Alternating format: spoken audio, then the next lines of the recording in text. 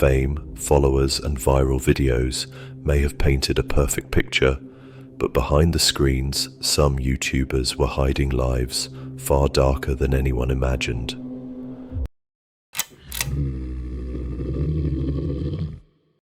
Number 15. Pedro Rodrigues Filho is one of the most infamous figures in Brazil's criminal history and one of the most contradictory.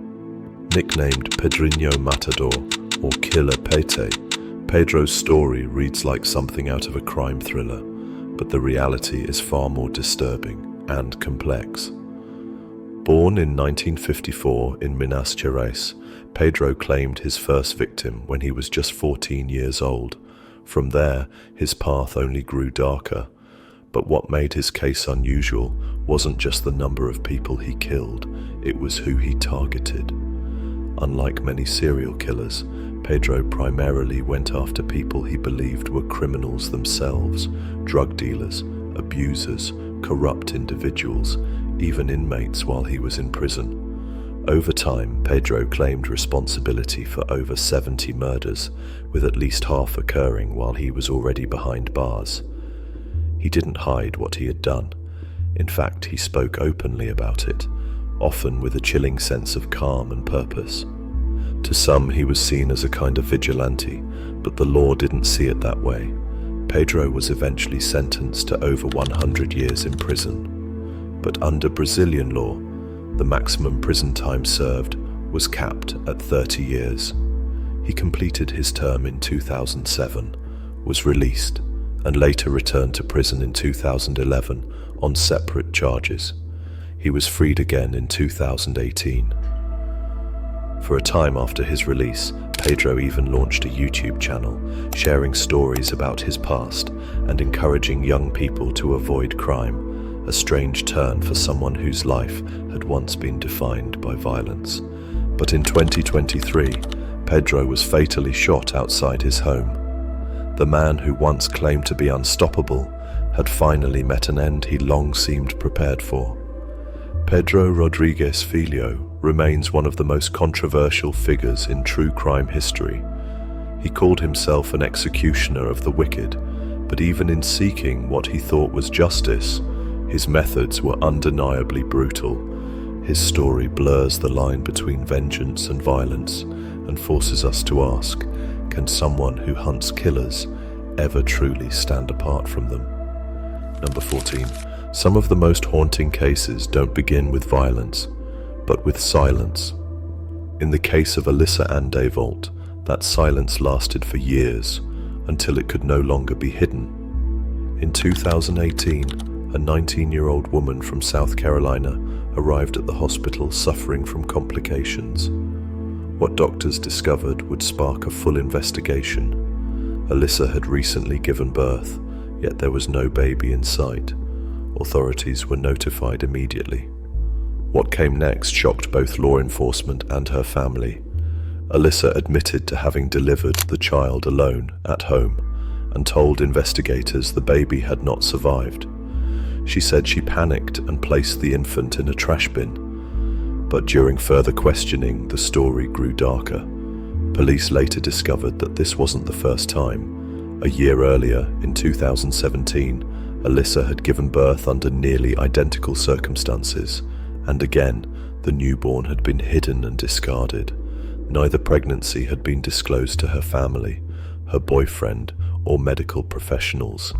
There had been no prenatal care, no hospital visits, no record, just 2 silent, concealed pregnancies and 2 lives lost. Prosecutors argued that these were not tragic accidents, but conscious decisions made to hide the truth. Alyssa's defense team pointed to her age, emotional distress, and fear of how her family would react. But the court saw it differently. In 2020, Alyssa Devault was convicted on 2 counts of homicide by child abuse. She was sentenced to 40 years in prison, 20 years for each life, to be served consecutively. This case left many shaken, not only because of the outcome, but because of how easily it all could have gone unnoticed. Alyssa lived with her family, shared meals with them, and carried on daily life while holding in a secret of unimaginable weight. The Alyssa Devault case is a chilling reminder of the dangers of isolation, secrecy, and untreated emotional pain. It raises difficult questions about how society handles mental health, especially in young people facing unexpected and overwhelming life changes. Sometimes what we don't see, or what someone hides out of fear, can lead to the most devastating consequences. Number 13. At first glance, Samantha Walford seemed like someone trying to make it big on the internet. A Texas-based mom of 5 and aspiring YouTuber, Samantha shared snippets of her life online, videos about parenting, life updates, and the occasional dramatic monologue.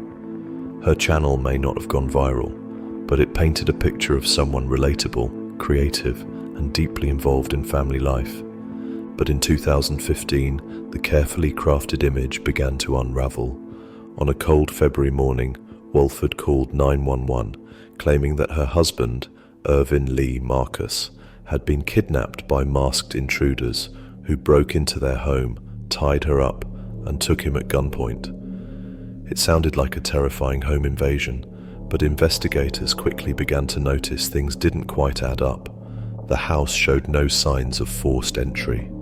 Samantha herself had only minor injuries.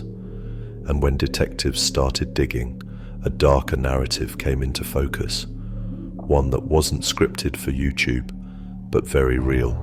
It turned out that Samantha had been unhappy in her marriage and had talked extensively to friends about wanting her husband gone. Those friends would later become accomplices.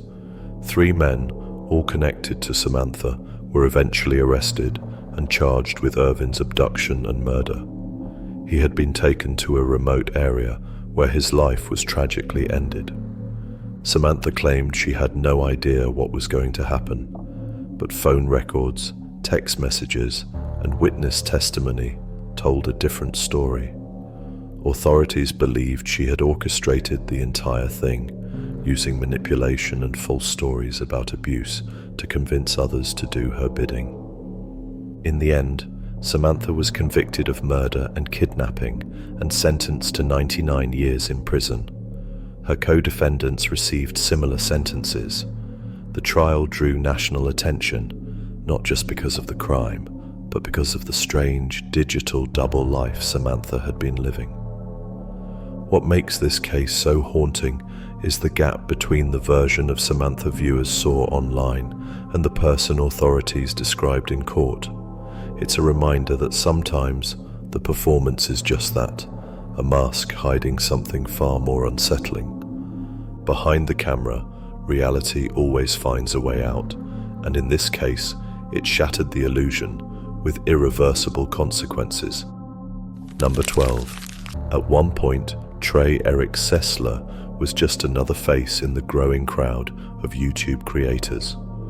Under the name Mr. Anime, Trey built a following in the early 2010s, reviewing anime shows, films, and media with a casual, relatable style.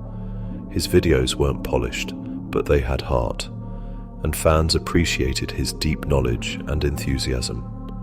By his early 20s, he had earned tens of thousands of subscribers and was one of the earliest niche voices in anime commentary online.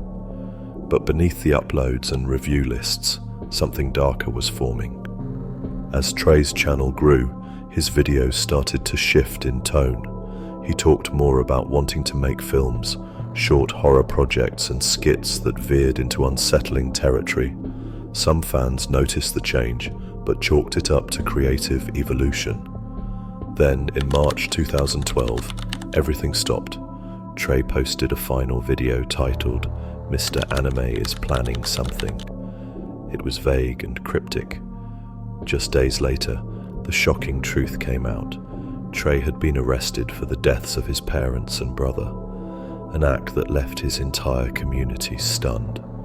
Police later found notes and writings suggesting that Trey had long been struggling with internal thoughts he never fully shared publicly. Some reports indicate he had planned a broader attack but didn't follow through.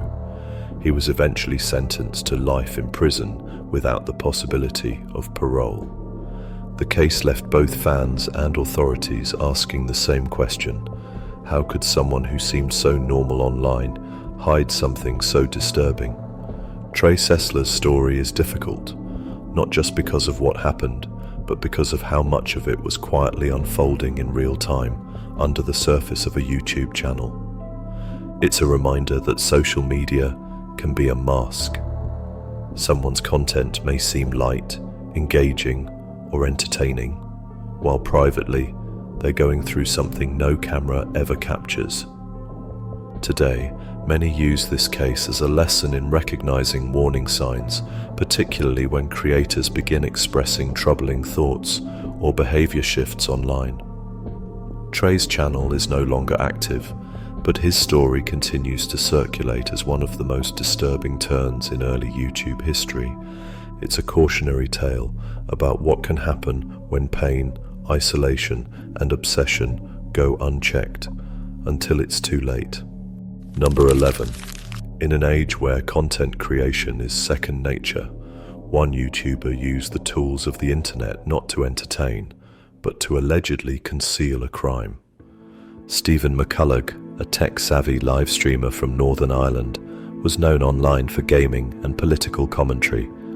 He built a modest following through his YouTube and social media presence. But in December 2022, authorities say he used that very platform to try and manufacture a false alibi in the lead-up to something tragic. On December 18th, 32-year-old Natalie McNally was found dead in her home in Lurgan. The news devastated her community. Natalie was 15 weeks pregnant, well-loved, and had shown no sign of conflict or danger. At first, police struggled to piece together who could have done this, or why. That's when McCullough's name entered the investigation. At the time of the crime, McCullough claimed he was home, live streaming for 6 hours straight to his YouTube audience. At face value, the alibi seemed airtight. The video was time-stamped, and his voice could be heard the entire time. But investigators began to look closer. Metadata from the stream revealed that the video wasn't live at all.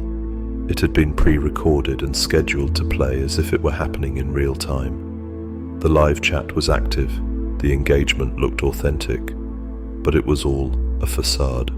Even more chilling, some viewers now believe there were cryptic hints embedded in the stream itself. McCulloch was arrested in January 2023 and later charged with Natalie's murder. He had previously appeared at a public vigil for her and even spoke on a live stream about her death, something authorities now see as part of his attempt to mislead both the public and investigators. He currently awaits trial and has not entered a plea. The Stephen McCulloch case stands out not just for the crime itself, but for the method. It's a disturbing example of how digital platforms can be manipulated, not just for attention, but allegedly to cover tracks. What looked like a typical stream was actually a calculated performance, one that, in the end, didn't hold up under scrutiny. Number 10. In April 2024, a shocking crime in the heart of Bradford, UK, left a community grieving and exposed the darker side of a seemingly ordinary online figure. Habibur Masum, a 25-year-old Bangladeshi student and part-time content creator, was known online for simple, upbeat vlogs about daily life and his experiences abroad. His videos painted the picture of a quiet, reflective individual. But behind the screen, something far more troubling was happening. On April 6th, 27-year-old Kulsuma Akhtar, a mother and newlywed, was out shopping with her baby in a stroller when she was fatally attacked in broad daylight. Witnesses described a sudden and shocking incident that unfolded in the busy city centre. Kulsuma tragically died at the scene, while her infant was left physically unharmed. Masum, her estranged husband, was immediately named as a suspect. Police revealed that he had previously been arrested for making threats against Kulsuma and was out on bail at the time of the incident. After several days on the run, Masum was located and arrested in Aylesbury, nearly 150 miles away from the scene. He was charged with murder, possession of a bladed article, and violating a restraining order. The case sparked national attention, not just because of its violence, but because of who Masum appeared to be online. His gentle on-camera presence sharply contrasted with the allegations now surrounding him. Kulsuma's death reignited conversations across the UK about domestic abuse, bail system failures, and how digital personas can sometimes hide deeper issues. Her story is a tragic reminder that real danger can hide in plain sight, and that not everything shared online reflects the truth behind the screen. Number 9. Terion Ishmael Thomas, known to millions as Mr. Prada, was a rising star on social media. His videos were high energy, full of humor, and always on brand with the confident, quirky persona his fans loved. To most, he was just another viral creator making people laugh. But behind the camera, a much darker story was unfolding. In September 2024, Terion was arrested in connection with the death of Kayla Jean Rice, a beloved therapist in Baton Rouge, Louisiana. The details that followed shocked fans and authorities alike. Police allege that Thomas attempted to cover up the incident by fabricating a digital alibi, releasing a video he claimed was live-streamed but was actually pre-recorded. When authorities searched his apartment, they reportedly found the victim's car and personal belongings, as well as physical evidence linking the scene to the crime. Surveillance footage and timestamps contradicted Thomas's online claim that he had been home and streaming during the time of the incident. What made the case even more unsettling was the contrast between his online presence and what investigators uncovered. Just days before the arrest, Thomas was still posting upbeat, energetic content to his millions of followers across TikTok and Instagram. There was no sign of distress or guilt, just business as usual. He was eventually charged with second-degree murder, obstruction of justice, and illegal possession of stolen property. He is currently being held without bond and awaits trial. The Mr. Prada case is a stark reminder that online personas can be carefully constructed masks. It also shows how even massive digital followings don't always reflect what's really going on in someone's life, or what they may be capable of doing offline. Terion Thomas built a career around attention, but in the end, it wasn't fame that followed him. It was the truth. Number 8. In the early days of YouTube, long before content moderation became a priority, one creator stood out, not for humor or education, but for anger. Anthony Powell, better known by his username Tony48219, had a small but active channel in the late 2000s. His videos were intense, filled with rants about religion, women, and race. Many dismissed him as a fringe personality with extreme views, someone looking for attention in the growing world of online video. But what seemed like digital outrage was, in fact, something far more dangerous brewing offline. On April 10th, 2009, Powell entered a classroom at Henry Ford Community College in Dearborn, Michigan. Inside was Asia McGowan, a 20-year-old student, aspiring performer, and occasional YouTuber herself. She had crossed paths with Powell online, and though their connection wasn't deeply public, it was enough for concern. Tragically, that day ended with Powell taking Asia's life before turning the weapon on himself. News of the event spread quickly, not just because of the loss, but because of the disturbing online trail Powell left behind. His YouTube channel featured dozens of videos expressing resentment and hatred.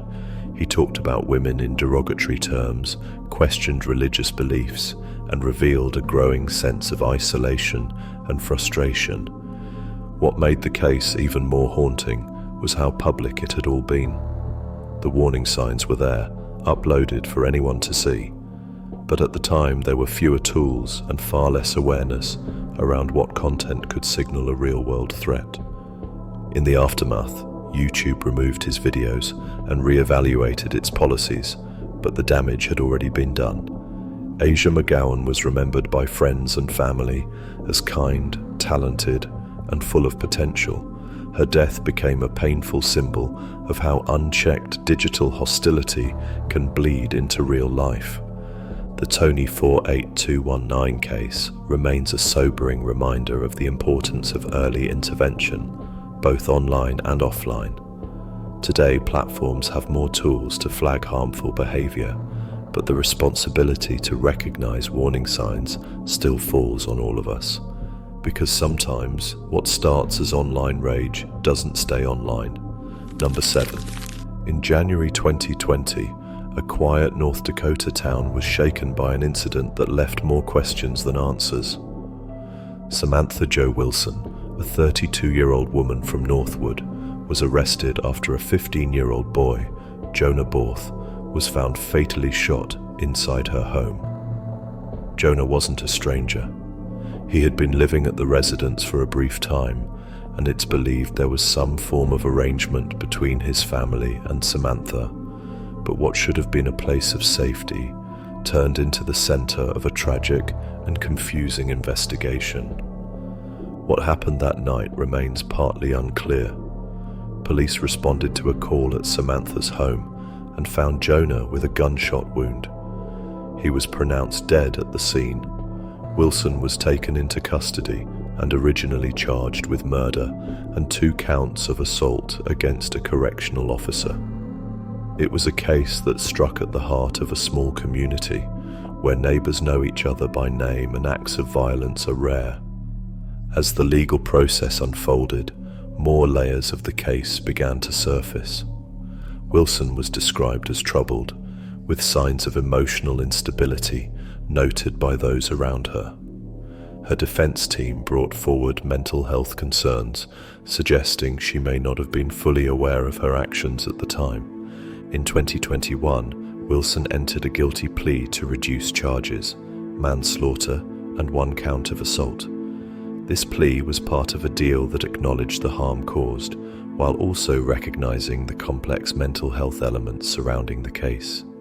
She was sentenced to 15 years in prison, with credit for time already served. For the family of Jonah Borth, the outcome was bittersweet. No sentence could undo what happened. The court proceedings closed one chapter, but healing would take far longer. Samantha Wilson's case is one of those rare but painful reminders that tragedy can come not just from strangers, but from the people we know. It underscores how critical it is to recognize and respond to emotional distress before it reaches a breaking point. This isn't just a story about a crime. It's a story about a broken moment, a lost life, and a quiet town forced to make, from anime reviews to family tragedy, the tale of Mr. Anime Sense, of something that never should have happened, and it reminds us all of how fragile trust can be, and how vital it is to protect those who place theirs in us. Number 6. In August 2023, a shocking story broke out of Thailand, one that would shake Spain's entertainment world and ripple across international headlines. Daniel Sancho Bronchalo, a rising YouTube chef from Spain and son of well-known actor Rodolfo Sancho, had traveled to the island of Koh Phangan. It seemed like a tropical escape, but days later, Daniel was under arrest, accused of a gruesome and deliberate killing. The victim was Edwin Arrieta Arteaga, a Colombian plastic surgeon whom Daniel had met online. The two had reportedly developed a complex and tense relationship. When Edwin arrived in Thailand, what was meant to be a personal visit turned into something far more tragic. On August 2nd, Daniel was caught on surveillance footage purchasing items later linked to the crime. Just 1 day later, Edwin's remains began turning up across multiple locations on the island. Thai authorities quickly launched an investigation and questioned Daniel, who initially denied involvement. However, Under further interrogation, he reportedly confessed, claiming the act was premeditated and citing personal pressure and control in the relationship. The case quickly became a media firestorm, both in Thailand and back in Spain. Daniel, known for his culinary content on YouTube and his connection to one of Spain's most recognizable acting families, became the center of an international scandal. Spanish media covered every development, while Thai authorities proceeded with the case under intense scrutiny. In August 2024, Daniel Sancho was convicted and sentenced to life in prison. Although prosecutors initially pursued the death penalty, the sentence was commuted due to his confession and cooperation during the trial. The story raised difficult questions about fame, influence, mental health, and the dark side of online personas.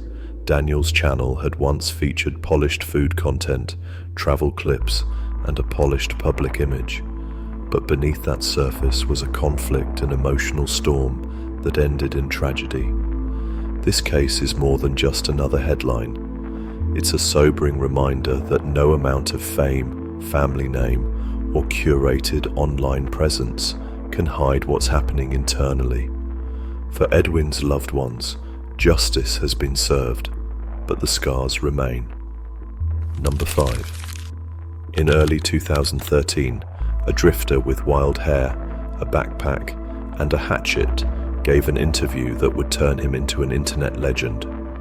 His name was Caleb McGillvy, but the world came to know him as Kai, the hatchet-wielding hitchhiker. In a viral news segment from Fresno, California, Kai described how he stopped a man from attacking a woman by striking the assailant with a hatchet, delivering his now infamous line, "Smash, smash, sewer, mash." The video exploded online. Viewers saw Kai as a carefree, streetwise hero. Talk shows wanted him. TV producers called. For a few weeks, the world was fascinated by the mysterious hitchhiker with no fixed home and no filter. But within months, the viral fame had faded, and something far darker emerged. In May 2013, Kai was arrested and charged with the murder of Joseph Galfi, a 73-year-old attorney in New Jersey. The two had met just days earlier. Kai claimed self-defense, saying he had been assaulted and acted to protect himself. But investigators pointed to inconsistencies and forensic evidence that didn't align with his account. His trial was delayed for years due to mental health evaluations and procedural issues. When it finally began, prosecutors argued that the crime was deliberate, not defensive. In 2019, Kai was convicted of first-degree murder and sentenced to 57 years in prison. He continues to maintain that he acted out of necessity, but his appeals have so far been unsuccessful. What made the case so shocking was how quickly the public narrative shifted. Kai had gone from viral hero to convicted felon in just over 6 months. For many, it was a harsh reminder that internet fame often tells only part of the story. In 2023, Netflix released a documentary titled The Hatchet-Wielding Hitchhiker, exploring Kai's background, the media frenzy, and the complex legal aftermath.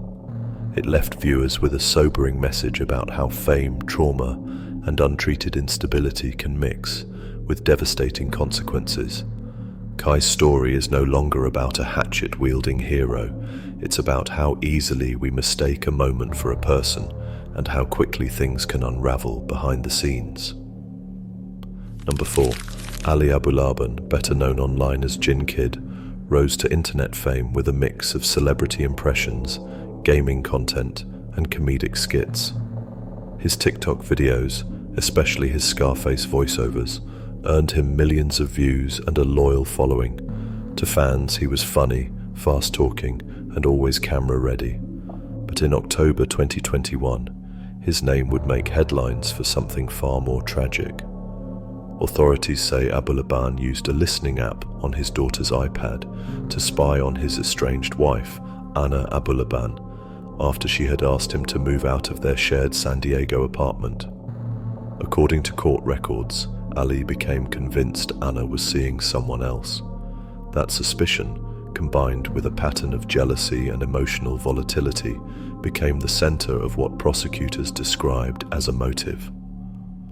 On October 21st, police say Ali re-entered the apartment while Anna wasn't home, vandalized it, and installed a listening device. Hours later, after hearing voices through the app, he returned with a weapon.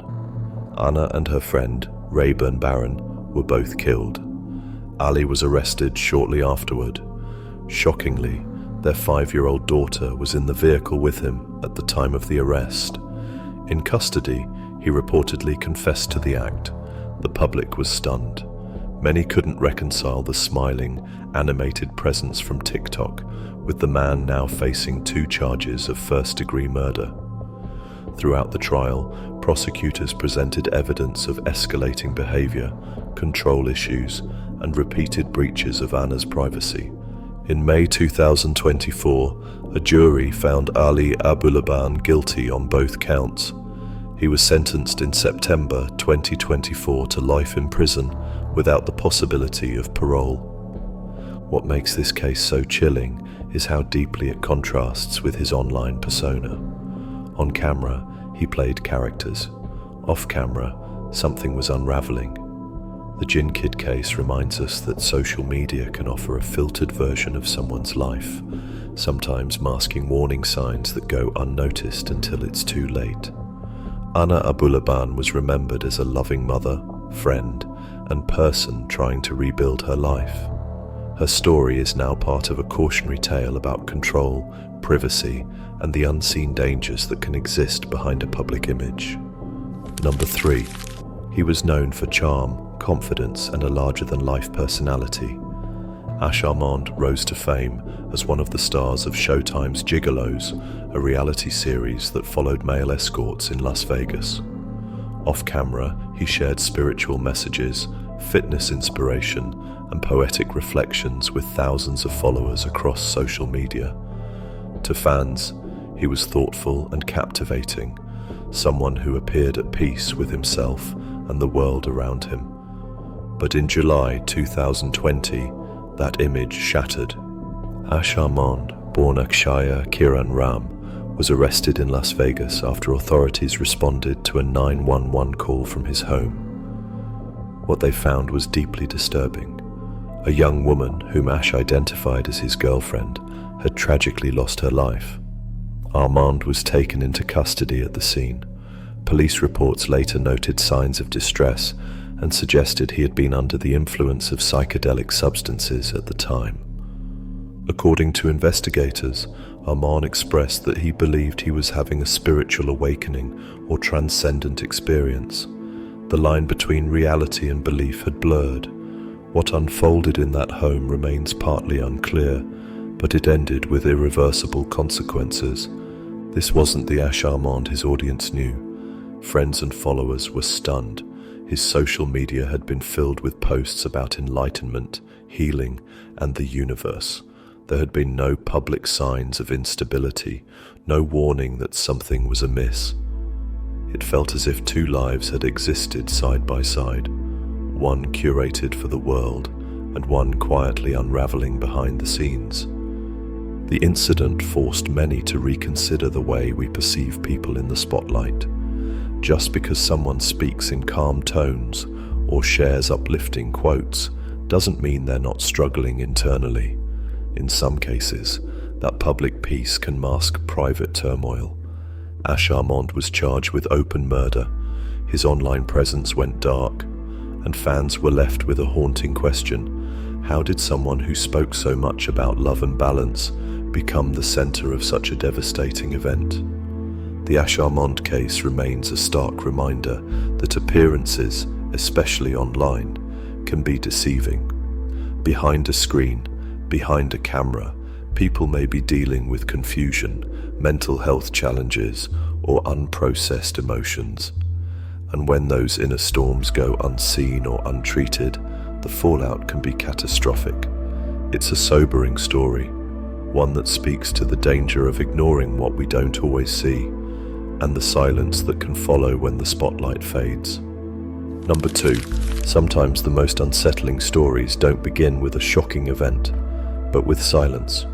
Online journals, late-night videos, a person retreating deeper into their imagination until the line between fantasy and reality blurs entirely. That's where the story of Randy Stair begins.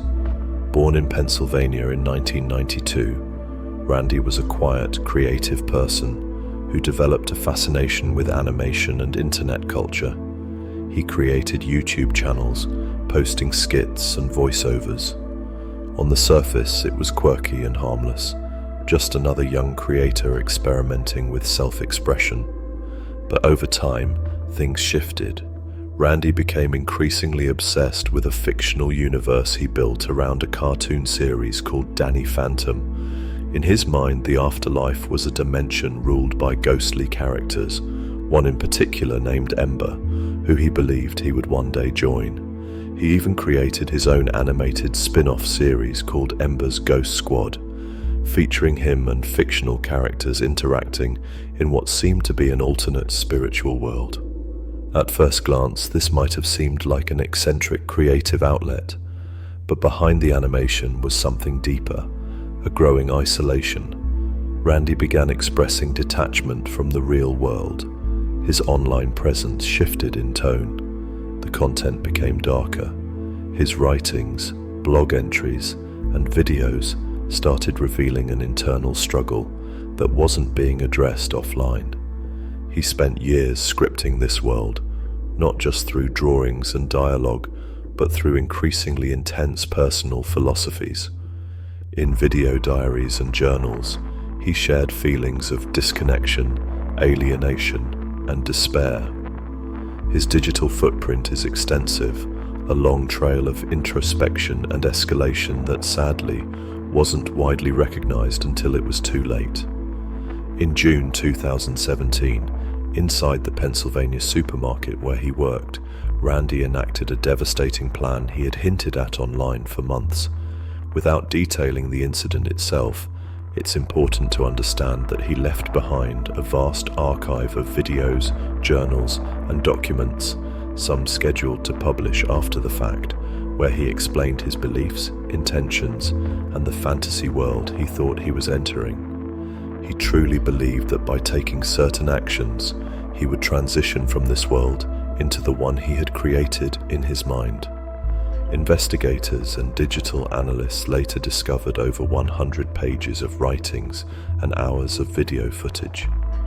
It was clear Randy had been deeply entrenched in this alternative reality, one that increasingly replaced his connection to the outside world.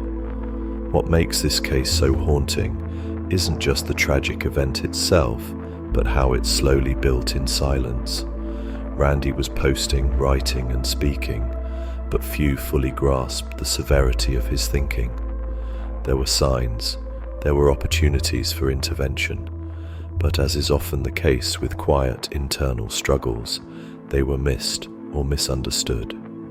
Today, the Randy Stair case is often studied as a tragic example of unchecked online isolation, where digital identities can become distorted mirrors for real-life pain. It raises questions about mental health, online echo chambers, and how creative expression, when left unbalanced, can blur into something far more dangerous. In the end, this story isn't just about a single person's descent. It's a reflection of how easy it is to vanish in plain sight, especially when no one's looking close enough. Number 1. In the world of live streaming, rivalries are often part of the game, entertaining, competitive, and mostly harmless. But in May 2024, one of those rivalries turned deadly. Manuel Ruiz, known online as Sin City Mannywise, was a Las Vegas-based content creator active in the street interview and live streaming scene.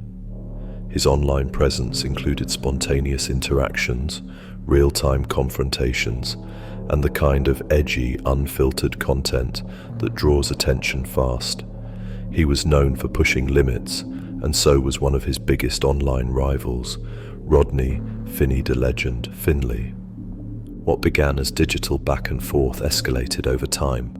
Viewers watched their feud unfold across platforms, with taunts, call-outs, and even in-person confrontations becoming part of the drama. But few expected it would go beyond words.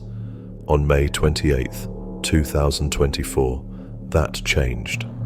During a live stream near the Bellagio fountains, Manuel Ruiz encountered Rodney and his wife, Mia Finley. The situation escalated quickly. In full view of multiple recording devices and a live audience, Ruiz allegedly pulled out a weapon and opened fire, fatally shooting both Rodney and Mia. The moment was captured in real time and sent shockwaves across the streaming community. Ruiz fled the scene but later turned himself in to Las Vegas police. He claimed self-defense, stating that he believed Rodney was reaching for a weapon. However, investigators pointed to live stream footage, witness accounts, and previous altercations as key evidence suggesting otherwise. He was charged with 2 counts of murder and is currently being held without bail. The case raises deeply troubling questions about the increasingly blurred line between online entertainment and real-life consequences.